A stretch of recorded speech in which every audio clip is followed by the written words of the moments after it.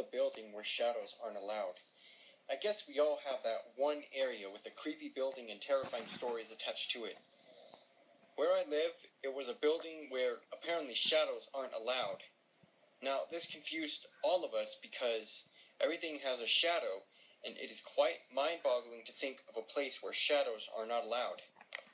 I have also heard that this building used to be the hotspot for witches and Satanists who do weird rituals there.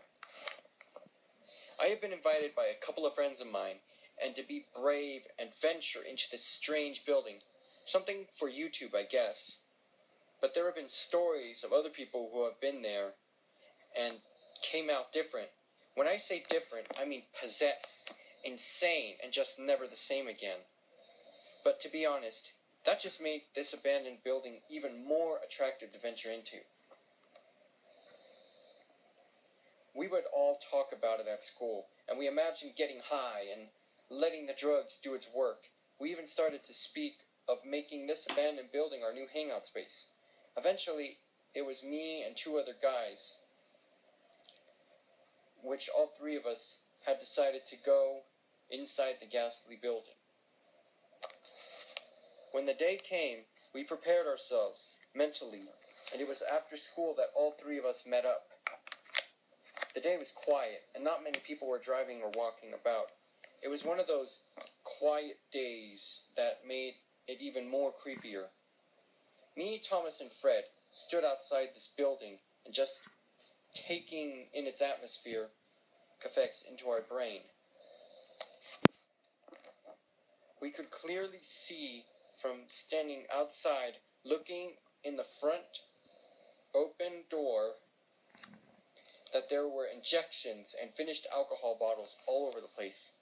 There was a street lamp just outside this building, causing a shadow on us three as we walked in. There was a sensational, strange, tingly feeling throughout our entire bodies, and our heads felt really light. We had torch lights with us, and when all three of us looked outside, we could clearly see that all three of our shadows were outside on the front door steps, under the lamps post, and we all looked at each other and started laughing in amazement. We shone the torchlights at each other, and no shadows were formed at us at all. This experience completely dazzled all of us. None of us literally had a shadow.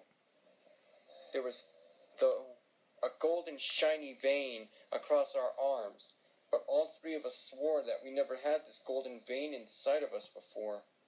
We decided to explore this building, and all three of us were muttering to each other and joking about. "This is creepy as fuck," Spread folk. "Yeah, I know. Imagine sleeping here," Thomas replied. "I bet some have," Fred spoke again. "It's weird we don't have any shadows anymore being in this building," I added to this conversation. As time went by, Fred started complaining that something was following him, and that he came and sees something moving in the side of his eyes. Me and Thomas joked around with him about it, and Fred was serious about what he was saying, that a shadow-like figure was following him, and Thomas then reassured Fred, that no shadows in this building were there, and we shone our torchlights at Fred and the other objects, which showed no shadows forming at all. Then something moved so quickly, which made all three of us blink, and Fred fell to the floor. Me and Thomas quickly aiding Fred on the floor, and while at the same time, I noticed something strange about Fred's arm. His golden vein was chopped in half, then suddenly it had disappeared, and then black lying veins started forming around his body. Fred started shaking, and then as me and Thomas tried our best carrying Fred back downstairs with all our strength near to the front open door, I noticed Fred's shadow that was once outside the front door of this building. It wasn't there anymore. Now, it had disappeared, but mine and Thomas's shadow were still under the street lamp, Then Fred started speaking, but it wasn't in his voice, but something else. I've been here without a body for a long time, and now I have found one. Fred spoke. Me and Thomas tried speaking to Fred in this strange state, but being still inside, but near the front door, Fred spoke, explaining to us, or the one thing inside him started to explain more things about this building.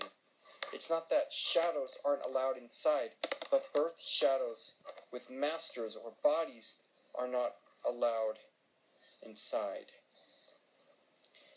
Me and Thomas looked at each other, and Fred had a few new shadows, as we can see it forming and trying its best to adapt to Fred's body inside the building. These shadows that live in this building are lost, like samurais without a master or a purpose. The golden veins in our arms were the connection with our birth shadows, which Fred's golden vein had been cut with his birth shadow by the new evading shadow that had been waiting in this building for a long time. The shadow he was born with had been completely cut off. Our shadows do more than just follow us. They are the first protection against demonic possession and many more. Me and Thomas knew that. We both were also sitting ducks, and we could end up like Fred. We both quickly dragged Fred out of the building, and mine and Thomas's shadow were now connected with us, except Fred, and we took him to the hospital. Fred is still being treated, and we hope we can get him better. I wish we never went in there.